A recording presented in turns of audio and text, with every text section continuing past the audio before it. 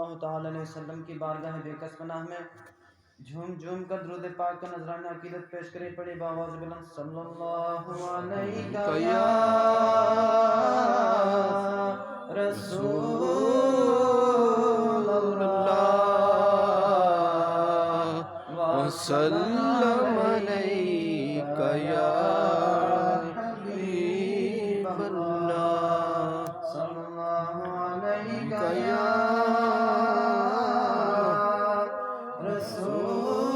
رسول اللہ وسلم علیک یا حبیب اللہ جانا جس کا سبحان اللہ ہے دو جہاں میں وہ میرے آقا کی روشنی ہے سبحان اللہ ماشاءاللہ ہے دو جہاں میں وہ میرے آقا کی روشنی ہے انہی کے قدموں کی برکتوں سے یہ زندگی آج زندگی ہے سبحان اللہ ماشاءاللہ یا رسول اللہ وسلم علیک یا حبیب اللہ کہاں ہے دنیا میں شہر ایسا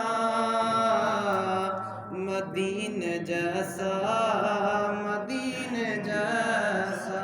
سبحان اللہ کہاں ہے دنیا میں شہر ایسا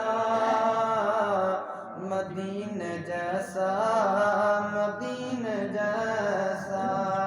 ہے فخر جنت زمین کا ٹکڑا جہاں پہ لحد نبی بنی ہے سبحان اللہ یا رسول اللہ وسلم علیک یا حبیب اللہ صلو علیہ الصلاۃ والسلام علیک یا رسول اللہ صلاۃ والسلام علیک یا حبیب اللہ وعلی آلک و اصحابک یا سیدی یا رسول اللہ صلی اللہ تعالی علیہ وسلم خطبہ مسنونہ کے بعد میں نے آیت مقدسہ کی تلاوت کرنے کا شرف حاصل کیا قل رب ارحمہما کما ربیانی صغیرا پچھلے جمعہ کو بھی میں نے اسی ٹاپک پہ بات کی تھی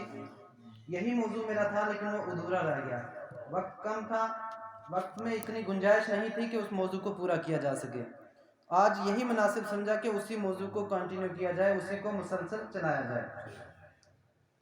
پچھلے جمعہ کو میں نے کہا تھا کہ ماں باپ کی خدمت یہ ایک عظیم نعمت ہے سبحان باپ اللہ کے ساتھ حسن سلوک کرنا یہ اللہ رب العزت کا فرمان ہے قرآن مقدس کے اندر نماز کے بعد کسی چیز کا سب سے زیادہ تاکید کے ساتھ حکم آیا تھا وہ ہے ماں باپ کے ساتھ حسن سلوک کا حکم سبحان یعنی سب سے زیادہ حکم آیا اللہ رب العزت کی اطاعت کا اس کے بعد اگر حکم آیا سب سے زیادہ کسی چیز کا تو وہ ہے ہماری اور آپ کی نماز کا حکم ہمارے اور آپ کے والدین کے ساتھ حسن سلوک کا حکم پہلا حکم نماز کے بارے میں پھر سب سے زیادہ نماز کے بعد کسی چیز کا اگر حکم ہے تو وہ ہے والدین کے ساتھ اچھا برتاؤ کرنے کا حکم والدین کے ساتھ حسن سلوک کرنے کا حکم قرآن مقدس میں اللہ رب العزت ارشاد فرماتا ہے وَقُلْ رَبِّ ارْحَمْهُمَا كَمَا رَبَّيَانِي صَغِيرًا کہ تم ماں باپ کے ساتھ رب کی بارگاہ میں دعا کرو کہ اے پروردگار عالم رب ارحمہما تو میرے ماں باپ پر رحم فرما کما ربیانی صغیرہ جس طرح وہ میرے پر بچپنے میں رحم کیا کرتے تھے سبحان جس طرح وہ میرے پر بچپنے کے عالم میں میرے ساتھ اچھا سلوک کیا کرتے تھے بچپنے کے عالم میں میرے ساتھ طرح طرح کی اچھائیاں کیا کرتے تھے اے پروردگار عالم آج تو ان کے ساتھ بھی اچھا سلوک فرما اب علماء کرام لکھتے ہیں کہ انسان ماں باپ کے ساتھ کتنا ہی اچھا سلوک کیوں نہ کر لے ماں باپ کی خدمت میں کتنا ہی مبالغہ کیوں نہ کر لے، کتنا ہی غلو کیوں نہ کر لے، ماں باپ کی خدمت میں دن رات کیوں نہ لگا رہے،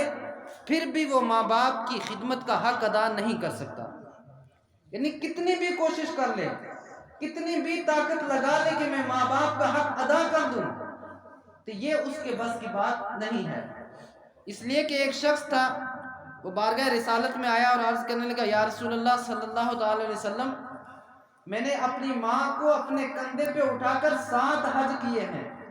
یا رسول اللہ مجھے بتائیے کیا میں نے ماں کا حق ادا کر دیا یا نہیں؟ آقا کریم علیہ السلام نے عرض کیا، اے شخص، ابھی تو نے ماں کا صرف وہ حق بھی ادا نہیں کیا جب تیری ولادت کا وقت تھا، اور ماں جو آہیں بھر رہی تھی تو نے ایک آہ کا بھی ابھی حق ادا نہیں کیا، اور تو وہ پوری ماں باپ کی پوری خدمت کا حق ادا کرنے کی بات کرتا ہے، یہ نہیں ہو سکتا۔ اس لیے انسان جتنی بھی کوشش کر لے کبھی بھی ماں باپ کے حق جو ہے وہ ادا نہیں کر سکتا، اس لیے کہ اللہ رب العزت نے ماں باپ کے ساتھ حسن سلوک کرنے کا بہت زیادہ تاکید کے ساتھ حکم فرمایا۔ اب اگلی آیت کریمہ میں اللہ رب العزت ارشاد فرماتا ہے، وَوَصَّيْنَا الْإِنسَانَ بِوَالِدَيْهِ إِحْسَانًا، کہ ہم نے انسان کو وصیت کی، وَوَصَّيْنَا الْإِنسَانَ بِوَالِدَيْهِ إِحْسَانًا، ہم نے انسان کو وصیت کی، ہم نے انسان کو حکم دیا۔ کیا حکم تھا؟ بِوَالِدَيْهِ إِحْسَانًا، کہ اپنے ماں باپ کے ساتھ حسن سلوک کرے، اپنے ماں باپ کے ساتھ اچھا برتاؤ کرے، اپنے ماں باپ کے ساتھ اچھا رویہ رکھے۔ پھر اسی آیت میں اللہ رب العزت فرماتا ہے، وَإِن جَاهَدَاكَ لِتُشْرِكَ بِي مَا لَيْسَ لَكَ بِهِ عِلْمٌ فَلَا تُطِعْهُمَا۔ قرآن مقدس میں اللہ رب العزت فرماتا ہے کہ ماں باپ کی نافرمانی صرف ایک جگہ جائز ہے، ماں باپ کے حکم کو صرف ایک جگہ توڑا جا سکتا ہے، صرف ایک جگہ ماں باپ کی نافرمانی کرنا جائز ہے، اور وہ یہ ہے، وَإِن جَاهَدَاكَ لِتُشْرِكَ بِي مَا لَيْسَ لَكَ بِهِ عِلْمٌ، وہ صرف وہاں پر ماں باپ کی نافرمانی جائز ہے جہاں پر ماں باپ اللہ رب العزت کے ساتھ کسی کو شریک ٹھہرانے کا حکم دے رہے ہوں، اللہ رب العزت کے ساتھ کسی کو شریک ٹھہرانے کا حکم دے رہے ہوں، اس وقت ماں باپ کی نافرمانی یا اولاد پر واجب و ضروری ہوتی ہے۔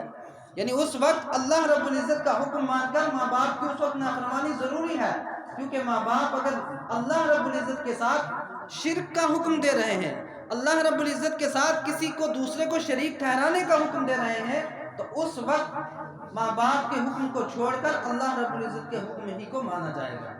صرف ایک جگہ ہے جہاں پر ماں باپ کی نافرمانی جائز ہے، اس کے علاوہ جتنے بھی مقامات ہیں اللہ رب العزت نے ہر جگہ ماں باپ کی فرما برداری کا حکم دیا ہے۔ اب اس آیت کریمہ کا شان نزول کیا ہے؟ حضرت سعد ابن ابی وقاص رضی اللہ تعالی عنہ، جو عشرہ مبشرہ میں سے ہے، جنہیں آقا کریم علیہ السلام نے جنت کی بشارت دی ہے، وہ صحابی رسول اپنی ماں کے ساتھ بہت اچھا سلوک کرتے ہیں، بہت اچھا برتاؤ کرتے ہیں، مگر جب سعد ابن ابی وقاص رضی اللہ تعالی عنہ نے اسلام قبول کیا، ماں کو چھوڑ دیا، ان کی ماں نے عرض کیا کہ اے سعد، تو نے کیا کر دیا؟ تو نے اپنے آباء و اجداد کے دین کو چھوڑ دیا، تو نے باپ کے دین کو چھوڑ دیا، دادا کے دین کو چھوڑ دیا، تو کہاں بھٹک رہا ہے، کہاں چلا گیا؟ ماں نے عرض کیا، اے سعد، اگر تو پلٹ کر باپ دادا کے دین پر نہیں آیا، اگر تو پلٹ کر باپ کے دین پر نہیں آیا، تو میں کچھ کھاؤں گی بھی نہیں اور پیوں گی بھی نہیں، اور پوری زندگی دھوپ میں بیٹھ کر بھوکی پیاسی مر جاؤں گی، اور دنیا تجھے ماں کا قاتل کہے گی۔ یہ سعد ابن وقاص کی والدہ نے کہا کہ اے سعد، اگر تو پلٹ کر باپ دادا کے دین پر نہیں آیا تو میں بھوکی پیاسی دھوپ میں بیٹھ کر مر جاؤں گی، تجھے دنیا ماں کا قاتل کہے گی۔ سعد ابن وقاص رضی اللہ تعالی عنہ نے عرض کیا، اے والدہ، اے میری والدہ، تیرے ذریعے سے میں دنیا میں آیا، تو کیا اگر تیرے جیسے میری 100 مائیں ہوں، ایک ایک کو کر کے اس طرح اللہ رب العزت کی رضا کے لیے قربان کر دوں گا، تو ایک ماں ہے۔ اس وقت اللہ رب العزت کی جانب سے آیت نازل ہوئی کہ ماں باپ کے حکم کو ماننا ضروری ہے، مگر اس وقت تک ماننا ضروری ہے جب تک ماں باپ اللہ رب العزت کی اطاعت کا حکم دے رہے ہوں، جب تک ماں باپ اللہ رب العزت کی بتائی ہوئی حدود و قیود کے اندر رہ کر حکم دے رہے ہوں۔ لیکن جب ماں باپ اسلام کے خلاف حکم دے رہے ہوں، یعنی اللہ رب العزت کے ساتھ کسی کو شریک ٹھہرانے کا حکم دے رہے ہوں، اس وقت ماں باپ کا حکم نہیں مانا جائے گا۔ یہ ہے ماں باپ کے کہاں کہاں پر ماں باپ کا حکم مانا جائے گا اور کہاں کہاں پر ترک کیا جائے گا۔ صرف وہیں پر ترک کیا جائے گا جہاں پر ماں باپ شرک کرنے کا حکم دے رہے ہوں، جہاں پر ماں باپ نماز نہ پڑھنے کا حکم دے رہے ہوں، جہاں پر ماں باپ روزہ نہ رکھنے کا حکم دے رہے ہوں، جہاں پر ماں باپ قرآن نہ پڑھنے کا حکم دے رہے ہوں، وہاں اولاد کو ان تمام حکم کو چھوڑ کر اللہ رب العزت کی اطاعت کرنی ہوگی۔ پھر آئیے آگے حدیث پاک میں دیکھتے ہیں کہ ماں باپ جب بندہ اس دنیا سے چلا جاتا ہے، جب اس دنیا سے چلا جاتا ہے، ماں باپ چلے جاتے ہیں اور اولاد نافرمان ہوتی ہے، تو اب کیا حل ہے؟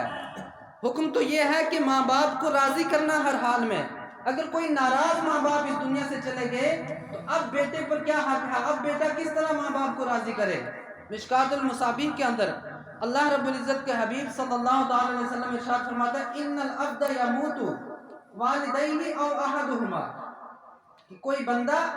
اس کے دونوں ماں باپ مر گئے، او احدہما یا ان میں سے کوئی ایک مر گیا، وانہ لہما لعاق، اور وہ شخص اپنے ماں باپ یا ان میں سے کسی ایک کا نافرمان تھا، وہ شخص اپنے ماں باپ یا والدہ یا والد میں سے کسی ایک کا نافرمان تھا، ان کی نافرمانی کیا کرتا تھا۔ اللہ رب العزت فرماتے ہیں، اللہ رب العزت کے حبیب فرماتے ہیں فلا یزال یدعو لہما، کہ اب اس کے اوپر یہ حق ہے کہ یدعو لہما، ہمیشہ ہمیش ماں باپ کے لیے دعائیں کرتا رہے۔ ماں باپ چلے گئے، اب برابر مسلسل ان کے لیے دعائیں کرتا رہے۔ وَيَسْتَغْفِرْ لَهُمَا، ایک تو یہ کہ دعائیں کرتا رہے، وَيَسْتَغْفِرْ لَهُمَا، اور دوسرا ان کے لیے توبہ و استغفار کرتا رہے، حَتَّى يَكْتُبَهُ اللَّهُ بَارًا، یہاں تک کہ اللہ رب العزت اسے بھی فرما بردار اولاد میں شامل فرما دے گا۔ یعنی دنیا میں جب وہ تھا تب تک تو ماں کی خدمت نہیں کر سکا، تب تک تو ماں باپ کی خدمت نہیں کر سکا، لیکن اب جب ماں باپ اس دنیا سے چلے گئے، پھر اسے عقل آئی، پھر اسے ہوش آئی کہ ماں باپ بھی کسی چیز کا نام ہے، پھر اسے یہ ہوش آئی کہ ماں باپ بھی کسی چیز کا نام ہے، ماں باپ بھی کوئی نعمت تھی، لیکن اب ماں باپ چلے گئے، اب وہ کیا کرے؟ آقا کریم علیہ السلام نے فرمایا کہ اب وہ مسلسل ماں باپ کے لیے دعائیں کرے، مسلسل ماں باپ کے لیے توبہ و استغفار کرے، یہاں تک کہ پروردگار عالم اسے بھی فرما بردار اولاد میں شامل فرما دے گا۔ سبحان۔ پھر ایک دوسری حدیث پاک میں اللہ کے حبیب صلی اللہ تعالی وسلم کی بارگاہ میں ایک صحابی رسول آئے اور عرض کرنے لگے یا رسول اللہ صلی اللہ تعالی علیہ وسلم، اگر ماں باپ اس دنیا سے چلے جائیں تو اولاد پر پہلا کیا حق ہے؟ ماں باپ اس دنیا سے چلے جائیں، اولاد پر کیا حق ہے ماں باپ کا؟ قال النبی صلی اللہ تعالی علیہ وسلم الصلاۃ علیہما، بیٹے پر اولاد پر پہلا یہ حق ہے کہ الصلاۃ علیہما، کہ ماں باپ کی نماز جنازہ ادا کرے، یہ بیٹے پر پہلا حق ہے۔ اور دوسرا حق والاستغفار لہما، اور دوسرا حق یہ ہے کہ بیٹا ماں باپ کے لیے ہاتھ اٹھا کر توبہ و استغفار کرے، ماں باپ کے لیے توبہ و استغفار کی محافل منعقد کیا کرے، ماں باپ کے لیے ایصال ثواب کیا کرے، یہ اولاد کا ماں باپ پر دوسرا حق ہے۔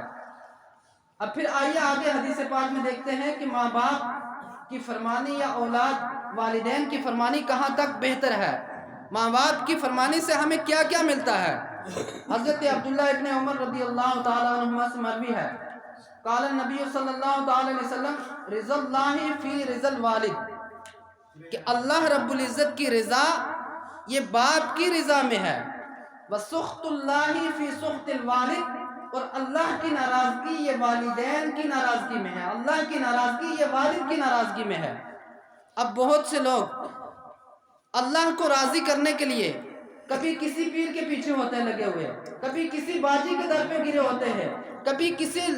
نہ جانے کیسے کیسے شریعت کے باغیوں کے در کے اوپر گرے ہوتے ہیں، لیکن گھر پہ بوڑھا باپ ہے اس کی خدمت کر کے راضی نہیں، گھر پر اپاہج باپ ہے اس کی خدمت کر کے راضی نہیں۔ اللہ کے حبیب فرماتے ہیں اگر تم چاہتے ہو رب کو راضی کرنا تو پہلے اپنے باپ کو راضی کرو۔ سبحان۔ یعنی باپ کی رضا یہ اللہ کی رضا کی دلیل ہے، جس بندے سے اس کا باپ راضی ہے سمجھ لو اس کا رب بھی اس سے راضی ہے، اور وہ شخص جس سے اس کا باپ ناراض ہے وہ کسی بھی پیر کے پاس چلا جائے، کسی بھی ولی کے پاس چلا جائے، کسی بھی باجی کے پاس چلا جائے، جب تک اس کا باپ اس سے ناراض ہے تب تک اس کا رب بھی اس سے ناراض رہے گا۔ اس لیے تمام احباب جن جن کے والدین باحیات ہیں وہ اس موقع کو غنیمت جانیں، اس موقع کو غنیمت جان کر اپنے اپنے ماں باپ اپنے اپنے والدین کی خدمت کر کے انہیں راضی کریں، اور جن کے والدین اس دنیا سے چلے گئے وہ بھی والدین کے لیے توبہ و استغفار کرے، ان کے لیے دعائیں کرے، ان کے لیے ہاتھ بلند کرے، تو اللہ رب العزت انہیں بھی فرما بردار اولاد میں لکھے گا، انہیں بھی فرما بردار اولاد میں فرمائے گا۔ پھر آپ آگے دیکھتے ہیں کہ ماں باپ کی خدمت کرنے سے ملتا کیا ہے، ماں باپ کی خدمت کرنے سے حاصل کیا ہوتا ہے، یہ بھی مشکات شریف کی حدیث ہے۔ آقا کریم علیہ السلام نے فرمایا من سرہ ان یمد لہ فی عمرہ ویزاد فی رزقہ، کہ جو بندہ مومن یہ چاہتا ہے کہ اس کی عمر لمبی ہو، جو بندہ مومن یہ چاہتا ہے کہ اس کی عمر میں اضافہ ہو، ویزاد فی رزقہ، اور اس کا رزق بھی کشادہ کر دیا جائے، یعنی عمر بھی لمبی ہو اور رزق بھی کشادہ ہو۔ اب ہوگا کیسے؟ فَلْيَبِرَّ لِوَالِدَيْهِ وَلْيَصِلْ رَحْمَةً، وہ یہ کام کرے کہ والدین کے ساتھ حسن سلوک کرے اور ان کے ساتھ اچھا برتاؤ کرے۔ اس کا نتیجہ یہ ہوگا کہ اللہ رب العزت عمر بھی لمبی عطا فرمائے گا اور رزق میں بھی برکت عطا فرمائے گا۔ ماں باپ کے ساتھ حسن سلوک کرنے سے اللہ رب العزت لمبی عمر بھی عطا فرماتا ہے، اور اس عمر میں جو رزق عطا فرماتا ہے اس رزق میں کشادگی بھی عطا فرماتا ہے۔ اب آپ کے سامنے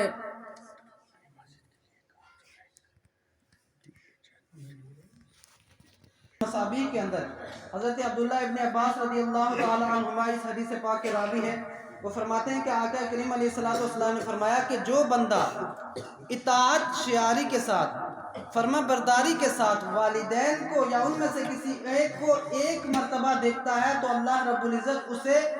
ایک مقبول حج کا ثواب عطا فرماتا ہے۔ سبحان اللہ۔ یعنی اطاعت کے ساتھ، فرما برداری کے ساتھ ماں باپ کو یا ان میں سے کسی ایک کو ایک مرتبہ دیکھتا ہے، اللہ رب العزت اسے ایک مقبول حج کا ثواب فرماتا ہے، عطا فرماتا ہے۔ تو صحابہ اکرام رضوان اللہ تعالی علیہم اجمعین نے آقا کریم علیہ السلام کی بارگاہ میں عرض کیا، یا رسول اللہ صلی اللہ تعالی علیہ وسلم وَإِن نَظَرَ كُلَّ يَوْمٍ مِئَةَ مَرَّةٍ، یا رسول اللہ صلی اللہ تعالی علیہ وسلم اگر کوئی بندہ ہر دن 100 مرتبہ اپنی ماں کو اطاعت کے ساتھ، اپنی ماں کو فرما برداری کی نیت کے ساتھ دیکھے، یا رسول اللہ کیا اسے بھی 100 حجوں کا ثواب ملے گا؟ قال نعم اللہ اکبر و اطیب، ہاں اللہ بہت بڑا ہے اور بہت پاک ہے۔ فرمایا کہ اگر کوئی ایک مرتبہ دیکھتا ہے تو اسے ایک مقبول حج کا ثواب ملتا ہے، اور اگر کوئی 100 مرتبہ دیکھتا ہے تو اسے 100 حج کا ثواب ملتا ہے۔ مگر افسوس آج کے زمانے میں ماں باپ ترس رہے ہوتے ہیں کہ کہیں بیٹا ہمیں دیکھنے کے لیے گھر آ جائے، ماں باپ آرزویں کرتے ہیں، تمنا دعائیں کرتے ہیں کہ میرا بیٹا کسی دن میرے گھر مجھے دیکھنے کے لیے آ جائے۔ بیٹے کیا کرتے ہیں؟ اللہ رب العزت نے دولت دی، مال دیا، گھر پہ نوکر رکھے اور خود کام پہ نکل جاتے ہیں۔ گھر پر نوکر رکھتے ہیں، وہ ماں باپ کی خدمت کرتے ہیں۔ اب نوکر کیا بیچارہ خدمت کرے گا؟ نوکر کس حد تک ماں باپ کے ساتھ اچھا سلوک کرے گا؟ جو حسن سلوک ایک بیٹا اپنے باپ کے ساتھ کر سکتا ہے وہ نوکر کبھی نہیں کر سکتا۔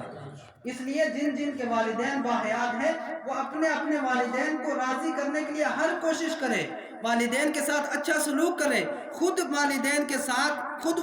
کی خدمت کیا کرے، اس لیے کہ والدین کی کتنی بھی آپ خدمت کر لیں ان کا حق کبھی بھی ادا نہیں ہو سکتا۔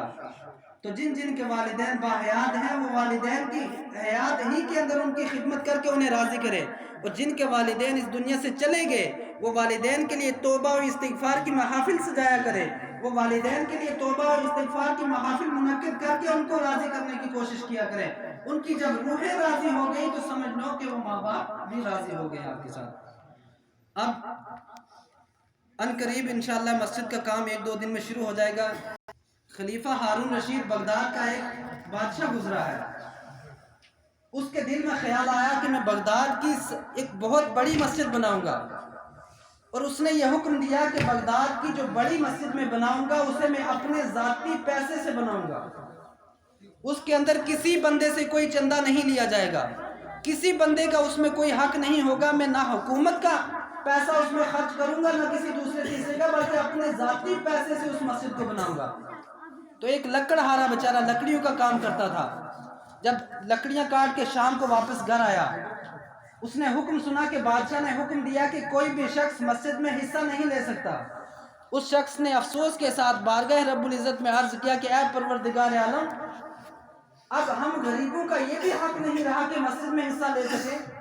اب ہم غریب اس قابل بھی نہیں رہے کہ مسجد میں اپنا حصہ ڈال سکے. وہ شخص، بعض لوگ کہتے ہیں کہ وہ شخص رات کے اندھیرے میں اٹھ کر کچھ اینٹیں اٹھائی اور اٹھا کر جہاں بادشاہ نے مسجد کے لیے تعمیر کے لیے اینٹیں رکھی تھی اس اینٹوں میں جا کر اینٹیں ملا کے آ گیا واپس. اور کچھ لوگ لکھتے ہیں کہ اس شخص نے لکڑیاں اٹھائی، لکڑیوں کے بیچ میں اینٹیں باندھی اور لکڑیاں بڑے نرم طریقے سے باندھی، جا کر جہاں پر بادشاہ نے اینٹیں رکھی ہوئی تھی وہاں پر وہ گر گیا. وہ جیسا گرا اس کی لکڑیاں کھل گئی اور جو اینٹیں تھیں وہ اس بادشاہ کی اینٹوں کے ساتھ جا کر مل گئی. وہ بندہ اٹھا اور اپنی لکڑیاں لے کر چلا گیا. جب مسجد بن کر تیار ہو گئی، بادشاہ کو خواب آیا اور خواب میں دیکھتا ہے کہ جنت میں ایک میرا محل ہے اور اس کے سامنے ایک دوسرا محل، ایک لکڑہارے کا محل ہے. ایک تو میرا محل ہے، دوسرا لکڑہارے کا محل ہے. بادشاہ نے اس لکڑہارے کو بلایا اور بلا کر عرض کرنے لگا کہ اے لکڑہارے، بتا تیرا ایسا کون سا نیک عمل ہے، ایسا کون سا کام ہے کہ جس کے بدلے جنت میں اللہ رب العزت نے تجھے بھی میرے سامنے محل عطا فرمایا. سبحان اللہ، سبحان اللہ. وہ لکڑہارا عرض کرنے لگا بادشاہ حضور مجھے تو کچھ معلوم نہیں کہ میرے کس عمل کے بدلے میں اللہ رب العزت نے مجھے جنت میں محل عطا فرمایا. پھر بادشاہ نے کہا کہ ذرا اپنے ذہن پہ زور لگا، تو نے کوئی نیک کام کیا ہوگا. وہ عرض کرنے لگا بادشاہ اور تو مجھے کچھ یاد نہیں آتا. جب آپ نے مسجد شریف بنانے کا حکم دیا، اعلان کیا، اس وقت میری آرزو تھی کہ میں بھی مسجد میں کچھ حصہ ڈال سکوں، میں بھی مسجد کے اندر کچھ اپنی کمائی میں سے صرف کر سکوں، مگر آپ کا حکم تھا کہ مسجد میں کسی سے کوئی چندہ نہیں لیا جائے گا. اے بادشاہ سلامت، میں نے لکڑیوں کا گٹھا اٹھایا، اس کے بیچ میں کچھ اینٹیں رکھی تھی اور وہ اینٹیں آ کر میں نے مسجد والی اینٹوں میں ملا دی. اے بادشاہ سلامت، میرا وہی ایک نیک عمل ہے جس کے بدلے میں اللہ رب العزت نے مجھے آپ کے محل کے سامنے جنت میں محل عطا فرمایا. جب بندہ مومن صدق کے دل سے، اخلاص اور نیت کے ساتھ ایک اینٹ بھی اللہ رب العزت کی رضا کے لیے مسجد میں خرچ کرتا ہے تو اللہ رب العزت اس اینٹ کے بدلے میں بھی جنت میں محل عطا فرماتا ہے. اس لیے ہر شخص زیادہ نہیں تو کم از کم اپنی کمائی میں سے جتنا اللہ رب العزت نے دیا ہے اس میں سے بڑھ چڑھ کر اللہ رب العزت کی بارگاہ میں اپنی استطاعت کے مطابق پیش کرے، اس لیے کہ یہی وہ دینا ہے جو دنیا و آخرت میں ہمارے اور آپ کے لیے ذریعہ نجات بنے گا، جو دنیا و آخرت میں ہمارے لیے آپ کے لیے بخشش کا ذریعہ بنے گا. یہی وہ مال و دولت ہے جسے ہم محشر کے روز دیکھ کر یہ تمنا کریں گے اے کاش ہم نے دنیا میں رہتے ہوئے اللہ کی بارگاہ میں 4 پیسے اور خرچ کر دیے ہوتے،